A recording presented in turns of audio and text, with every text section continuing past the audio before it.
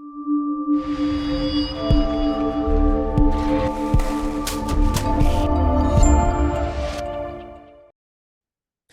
right. Hello, and welcome to the Middle East Forum's weekly podcast series. My name is Anaf Kalam, and I will be moderating today's discussion. We are joined today by my friend and colleague, Dexter Van Zile, the managing editor of Focus on Western Islamism and the Violin Family Writing Fellow at the Middle East Forum. Now, Dexter has recently made several visits to college campuses in the Boston area to observe the pro-Hamas anti-Israel demonstrations taking place therein. And he joins us today to recount his experiences and observations from those demonstrations. Dexter will speak for 15 minutes, followed by 15 minutes of Q&A from the audience. If you would like to ask a question, please use the Q&A box located at the bottom of your screen to type your question, and we will do our best to get to as many of them as we can. Dexter, thank you for joining us today. Thanks for having me. Middle of last week, I'll just kind of give you some background about what was happening. I spent a fair amount of time doing research at a library and museum institution down in the city of Boston. And as I was walking past Emerson College's alley, it's essentially Boylston Alley, I saw a fair number of protesters at the rally, and I knew that it was there. So I walked through initially with my iPhone. Basically, I just saw essentially the type of things, the type of ramshackle environment that I'm used to seeing on college campuses when there are anti-Israel protests. There were tents all over the place, which is kind of a new innovation for these folks, this type of encampment. Well, actually, when you compare it to other encampments like the Occupy movement, it was similar to that. And essentially, I just took pictures, and one of the things that amazed me the most is that they had basically taken a bronze statue of Norman Lear, who is Emerson College's one of their most prestigious alumnus. And one of the things that I did was I just saw that they were actually offering up pro-Hamas propaganda at the same time that they were promoting trans rights at the same time. And my head just kind of almost exploded in confusion. And so at a certain point, I basically decided to take out my Nikon camera and start to just take pictures of the panorama, get a panoramic view of what was going on in the alley, which was a public way that was being unlawfully obstructed by these activists from Emerson College who were under the leadership of Students for Justice in Palestine. And the second I brought out my Nikon camera, essentially at that point, that was when I attracted the attention, because it was clear that these students, on one hand, wanted a fair amount of attention, but at the same time, they didn't really want to have the message that they were offering scrutinized too closely, or their actions scrutinized too closely. And that was essentially when I started to get a fair amount of attention. And there was three activists that tried to stand in front of me as you tried to use my through the lens camera, which actually it looks a little bit more professional than just taking an iPhone. And at this moment, I basically started to kind of wonder what is going on here at Emerson College, because this is an institution that is well known for providing degrees in journalism to graduates in the Boston area. It's generally a well-regarded institution. It's not clearly as important as some of the other institutions and as prestigious as, say, like Boston College or Boston University, but it's somewhat or Harvard or MIT, but it's somewhat well-regarded. And I was like, here they are basically learning the ropes of journalism, so to speak, and here they are basically interfering with somebody's First Amendment rights. And so at that moment, I was like, okay, I took my pictures and I left, and I went back and started to do some research. And then later that afternoon, I got a phone call from somebody at the Middle East Forum saying, Dexter, you need to cover these encampments. And so I immediately just basically got back on my saddle, so to speak, and went back down to Emerson and started to try and interview the people who were associated with this event.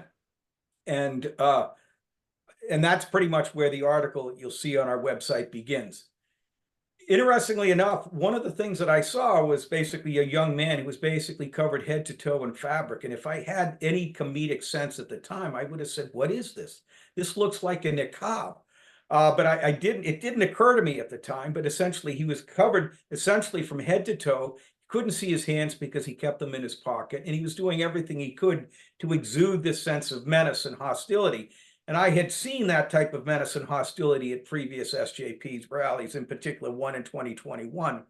And so at that moment, I went up and said, so who are the people organizing? And he pointed over to a particular place. And I started to try and interview some of the people. And in particular, I was very interested in who was actually paying for these rallies. And one of the things that I had witnessed is that these people had already been interviewed a number of times by a number of news outlets.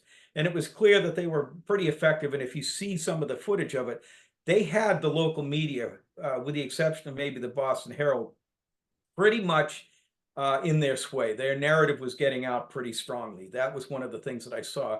There was some concern about the hostility towards Jews that was incited by this rally, but for the most part, basically, these kids were basically given a free pass.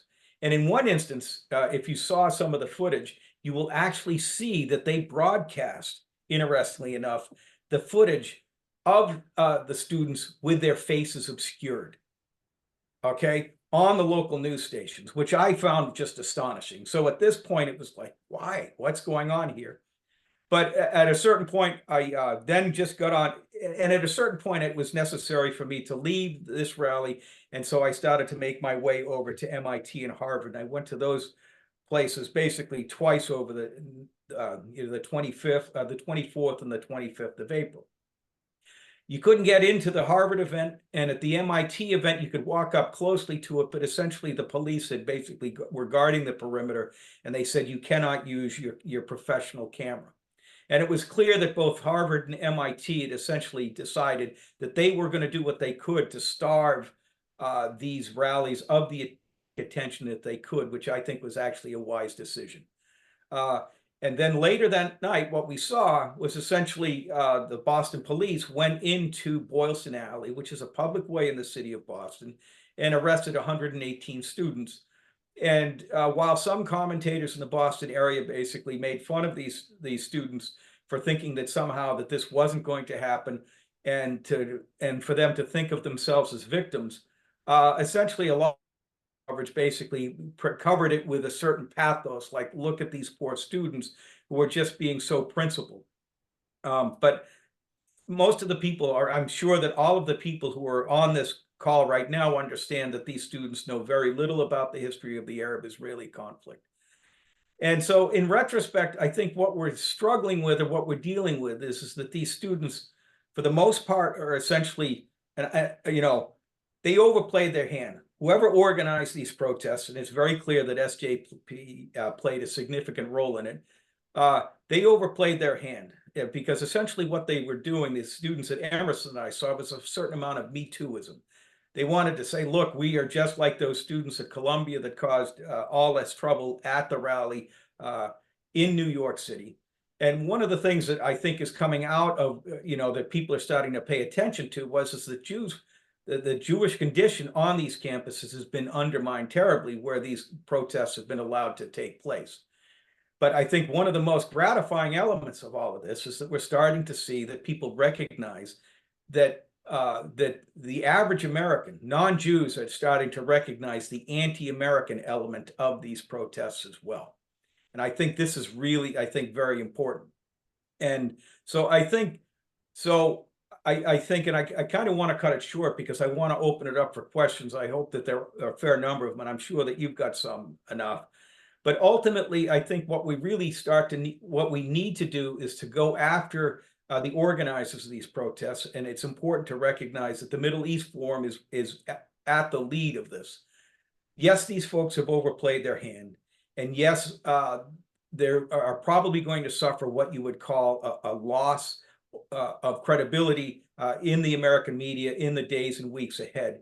But we really do need to get to the bottom of figuring out where this money is coming from, who's organizing these rallies, and we also need to start to contend with the institutions and make it clear to the leaders of the institutions, like at Columbia, Harvard, MIT, that have allowed these protests to basically take place, and essentially tell the administrators there have to be real consequences. for the people who organize these rallies and who disrupt campus and public life. Just recently, I got an email from the university where my daughter attends college, and they sent an email to try and reassure me that everything is okay, even though there was a whole bunch of anti-Israel protests there. And immediately I just sent an email back and I said, do not let these protests interfere with finals. And I said, because and I made that perfectly clear. And I've also written to my alma mater and said, look, it's important to go after. I said, in February at the University of Puget Sound, where I graduated, one of the things that I saw was that there was a speaker from the Democratic Party. He was a U.S. rep that was going to speak at the college, and his presentation was shut down by anti-Israel protesters, incited in part by the Black Panthers. So this is really one of the important things that we need to recognize. And so, yes, indeed, they have overplayed their hand. The evidence is overwhelming that they've done that, and I'm very glad that they did. And so I think, for example, in Boston, Mayor Michelle Wu, a liberal technocrat who has previously enjoyed the support of the far left in Boston, they're very disappointed with her because she ordered the Boston Police Department to clear the Emerson College encampment from the alley where it was taking place. And the far left in the city of Boston is furious with her, but she's a skilled politician, and she doesn't want to stay mayor for the rest of her life. And if she understands that if she wants to be a U.S. senator or governor of the Commonwealth, she has to basically be able to garner the support of people who live outside of Boston, Cambridge, Somerville, Amherst, and North Adams. And she's going to need at least a few normal people who are worried about institutions and the middle class. And she's going to need their votes. So that's, I think, one of the reasons why she worked against it. She moved quickly. And also, you'll see that the JNS reported that supporters have raised almost $500,000 for Phi Kappa Phi, a fraternity whose members protected the U.S. flag from the anti-Israel mob that appeared at the University of North Carolina. And then we've also seen footage of a fraternity at Arizona State University dismantling an encampment while the police stood by and watched. Now, this is not something that we have actually seen before, and maybe it's because I'm just too young and I didn't live through, the rallies, the anti-war rallies that took place in the 1960s and early 1970s. But I think that what we are seeing is that the rallies have attracted the attention of non-Jews in American society who recognize that not only are these protesters hostile to Israel, but to the United States as well. And this is a bad thing for their movement because most Americans still think of the U.S. Republic as an institution that they can't do without when it comes to protecting the material interests and the welfare of their families. And they think of the United States as a safe and honorable place to raise their families and worthy of their support, regardless of what the kids on campus say about the flag and about the country. And we're starting to see that trickle down. I mean, look, there was even an SNL skit, a Saturday Night Live skit that made fun of the protesters at Columbia. Now, the skit wasn't very funny, but it indicates that even people in the enclave of New York City know that they might have to distance themselves from the craziness that they saw at Columbia. And now an interesting thing is that another huge benefit of these encampments is that they have people are finally asking publicly who is funding anti-Israel activism on campus. And SJP has been subject to some pretty intense scrutiny from a number of different quarters. And so with that, why don't we open it up for questions? All right. Well, thank you, Dexter, for your insights there. Now, first question I'd like to ask. We see that a large portion of these demonstrators and agitators come from far left-wing groups. In your experience, are any of these protesters Islamists? Well, there's a few that are Islamists, but for the most part, these kids are not Islamists, but they might be in a few years. And this is really one of the interesting things that I have been paying attention to, is that there was two types of envy on display at these rallies. First, and there was a certain Me Tooism because they were like, look at what happened at Columbia University, and we're doing the same things that the folks at Columbia did. And despite the fact that at Columbia, essentially one of the things they did was is that they deprived, Jews of their ability to move and speak freely on campus. And I think that that was a Me Tooism that SJP's national organizers were able to tap into on other campuses. But there's another envy going on, and this is kind of a horrific thing to talk about. But the thing is that I wonder if young people in the United States look upon Hamas with a certain envy, because Hamas has a very strong sense of purpose. They want to deprive the Jewish people of their sovereign state. And the thing is that if you look at what's going on in American society or in the modern world in general, Daniel Pipes mentioned this in a tweet that he posted a few weeks ago, where he talked about the birth rate in going down in South Korea. And he asked a question, and I can't give an exact quote, but it was like, is there something about modernity that basically makes young people unhappy? And if I am misquoting it, I apologize, but there was something there. And I think that these young people are basically, they're purposeless, they're aimless, and they look at what Hamas has done, and they basically are envious of the sense of purpose. And I think what we have to recognize is that these people do not look at what happened through October 7th through the lens of like Elie Wiesel's night, so to speak. They look at this violence that Hamas perpetrated on October 7th through the lens of Frantz Fanon's Wretched of the Earth. Okay, and I don't know how familiar people are. I've, read some of that text. I've read a little bit about Frantz Fanon, but the one thing that I do know about him is that he portrayed violence against the colonizers as a medicine and as some sort of thing that would actually basically overcome the self-hate and hostility and sense of purposelessness on the part of peoples living in the third world. And, there were other people that basically endorsed this. There were other intellectuals, even in Europe, that endorsed this. And so this is one of the most troubling things about this. And the thing is that I wonder, and I don't wonder anymore. I think that there are an awful lot of kids on college campuses, and I call them kids fully aware of the diminutive meaning of that word. These people are not adults. They're not headed towards adulthood in any meaningful or purposeful manner. And essentially, they look at Hamas and they say, at least these people know what they're living for or killing for, so to speak. And they have basically embraced the narrative that the West is evil, and that the one way that they can expunge their guilt over being privileged Westerners is to essentially side with Hamas. And what they've done is that they've taken the rage that they think is legitimate on the part of, Black and brown people in the third world, and basically handed it and put it into the hands of Hamas here in the United States, in their own imagination. And this is one of the things that I want to make absolutely clear, is that what is going on is that it's almost as if they're creating groups like SJP and other organizations like it are creating a pro-Hamas auxiliary here, even in the United States. And it's taking place on college campuses, and it's astonishing. And we have to pay attention to what's going on there. And so we need to go after that envy.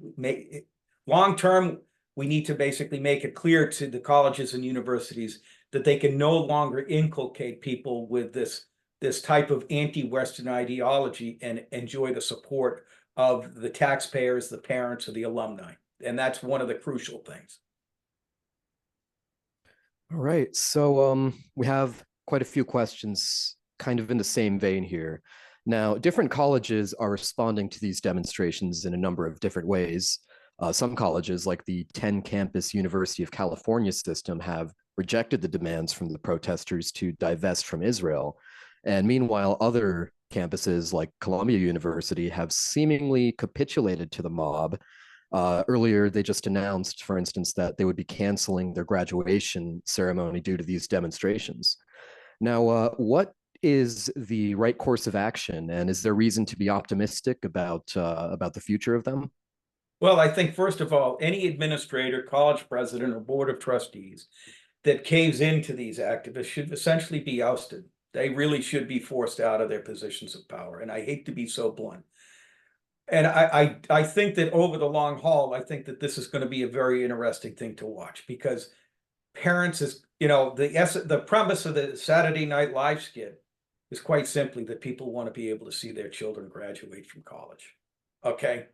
This is basically one of the great, it's a ceremony of the middle class. It basically says we are now part of the middle class. We're productive citizens. We're going to be able to basically provide for our families, raise children, get married, do all of the things. And you can call it bourgeois, but that's what it is. And when you deprive parents of the ability to watch your kid get their diploma, you're going to infuriate a significant number of people that you do not want to make angry. And another thing is that any of these institutions that have caved into these demands, and there are some of them, I understand that, they're going to pay a terrible price, because if you think that the congressional hearings that were a big deal a few months ago, with Harvard, MIT, and UPenn, this is going to set a playing field for the type of congressional hearings that are going to be, it's going to be the Olympics for these folks. And the problem is that there's nothing that they're going to be able to say. I think one of the things that this does is that it demonstrates that the universities are paying a terrible price for their decision to allow themselves to be used as moral arbiters by the divestment movement that took place. At the University of Puget Sound in 2022, about 2 years ago, they came out with an alumni magazine that talked about how they were going to amplify, and how happy they were that they amplified the Black Lives Matter narrative. Okay. And the thing is that now that whole narrative came home to roost in February, when the same type of activists basically disrupted an event where a member of the House of Representatives was basically chased from the stage. This is going to hammer those institutions long term. And the thing is that we can actually play a role in facilitating that by essentially, and that's one of the things that the Middle East Forum is involved with right now, is that we are now soliciting people who are victims of SJP inspired hostility and harassment, so that we can gather up and hopefully file a class action lawsuit against SJP that will allow for discovery and basically a judgment against SJP, and hopefully essentially do to SJP what was done to other, the KKK in a previous era.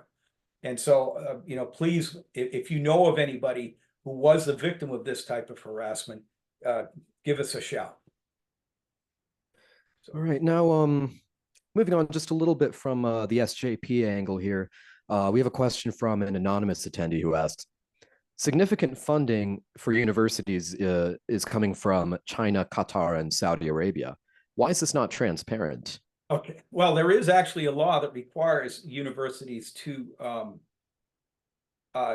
report funding from overseas. And one of the problems is that you have to, I think there's a threshold. If it's less than, I don't know the exact number, but if it falls below that threshold, they do not have to report that. And the thing is that it's not transparent, largely because the colleges and universities haven't filled out the paperwork the way that they're obligated to. Some have, but not all of them have. And the thing is that this is clearly going to be a bigger issue going forward. The one benefit that these controversies have generated, these encampments have generated, is that people now can no longer ignore the fact that in many respects, these are, for lack of, I don't even like using the language of our adversaries, but in some instances, this is enemy occupied territory. And it began with Edward Said. Okay, it began a long time ago when Said wrote Orientalism and basically turned a whole bunch of Westerners against their own culture and made them feel guilty over the sins of their ancestors. And to a large extent, we saw this same process play itself out in liberal Protestant churches as well. They basically ended up embracing a narrative that everything that they had done over the past 200 years since America's founding was wrong.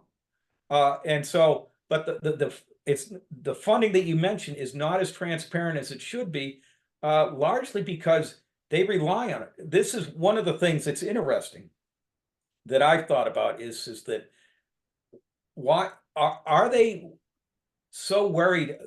Foreign students, from what I understand, they pay full freight. You know, if you're somebody who comes from gutter and you're basically, or China, and you're from overseas, you're not getting any, you know, scholarships. You are paying full freight. And the thing is that money is important to the administrators and the boards of trustees and the presidents at these schools.